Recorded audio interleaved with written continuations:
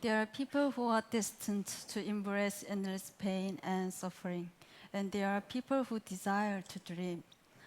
Everybody dreams, of course, but does anybody want to dream more than the people of North Korea? Their lives are spent inside a virtual prison without even knowing about the truth or human rights. My hometown is North Korea, and near the Chinese border. I remember when I was 7 years old, there was a big crowd of people gathered together near the railway bridge, and I saw my first public execution. Also, I remember seeing flashing neon signs across the border in China compared to the constant power shortages in North Korea. I began to doubt that the government propaganda that our country is the best in the world. One of my final memories of North Korea is I saw a mother, her baby lying on the ground by a train station. And the mother was so skinny, and the baby looked close to death. Sometimes I wonder if that baby is still alive now. After that, I made a great dramatic decision to go to China in search of freedom, but I quickly realized I never feel safe in China. I always had to hide my identity because of Chinese policy on repatriating North Korean defectors.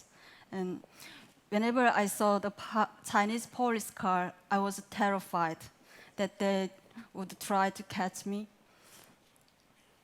Eventually, I decided to come to South Korea.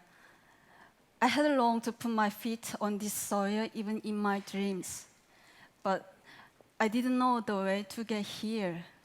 After a long time in China, in 2008, I was finally arrived at Incheon International Airport in South Korea, and I was declared myself a North Korean seeking asylum. Settling down in South Korea turned out to be a lot more challenging than I had expected. When I was sick, I couldn't call out my mother, my friend, my relatives were so far away. Among the difficulties I encountered, money problems were the hardest. I often found it difficult to pay rent. I also even went through an identity crisis. Am I South Korean or North Korean? Who am I? Sadly, there was no country I could call proudly my own.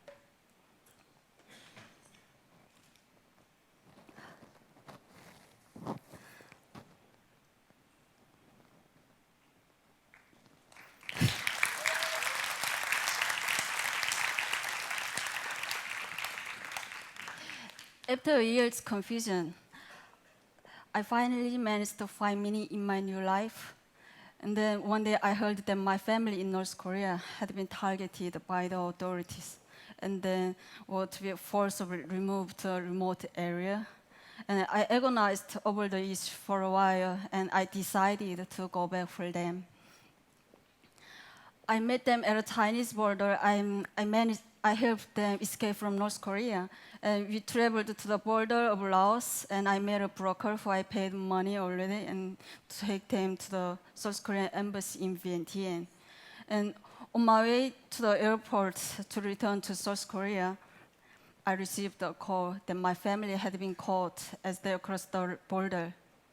When I heard this, my whole world was broken. I entered Laos without any knowledge about the country, and I didn't speak English, and I had no clue where my family was. Again, I felt powerless and frustrated, facing the reality there was no one to hear me.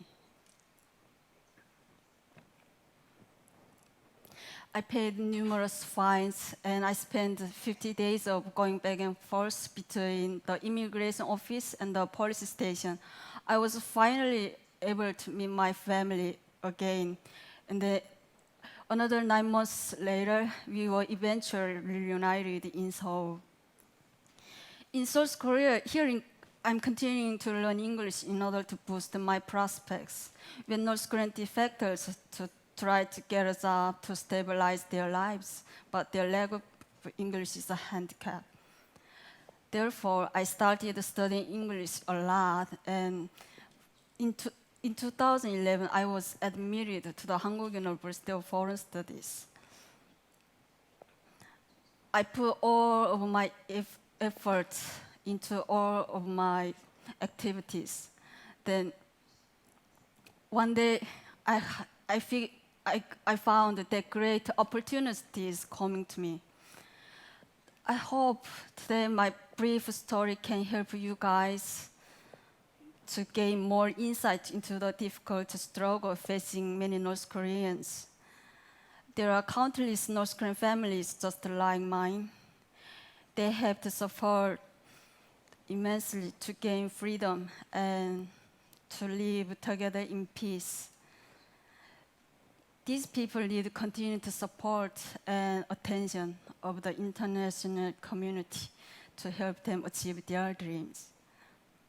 I firmly believe that if we all work together, we can help North Korean people and make this world a better place. Thank you.